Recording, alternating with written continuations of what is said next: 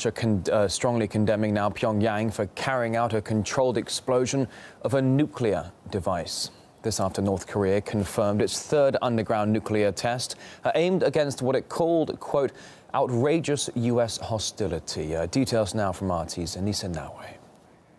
The reclusive state has announced that it successfully detonated a miniaturized nuclear device at an underground test site, defying orders from the UN Security Council. Condemnation is expected across the board, especially from the West. An emergency meeting at the UN Security Council has been called. Ban Ki-moon and South Korea have already been vocal about their very serious concerns.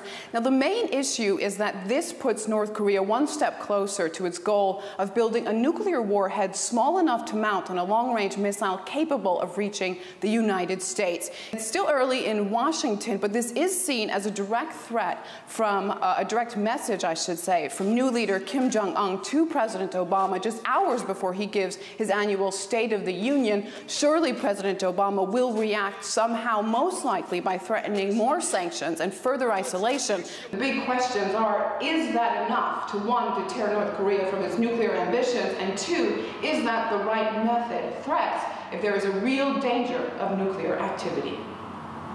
RT's Anisa Nawe reporting right there. In the meantime, Asia specialist Tim Beale, he thinks that foreign sanctions will fail to rein in North Korea's nuclear ambitions, as Pyongyang can only be appeased through the issue of negotiations.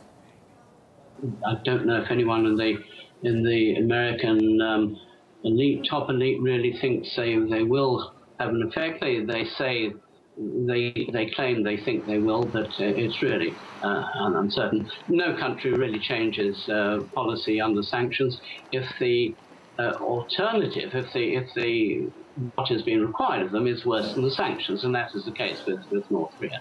So North Korea, in a sense, could surrender could acquiesce to American demands, but that, in fact, in their eyes, would be worse than what Americans can do to them with sanctions. So they will persevere, and I think they will persevere until the Americans come to the negotiating table. Whether that will happen, of course, is another matter.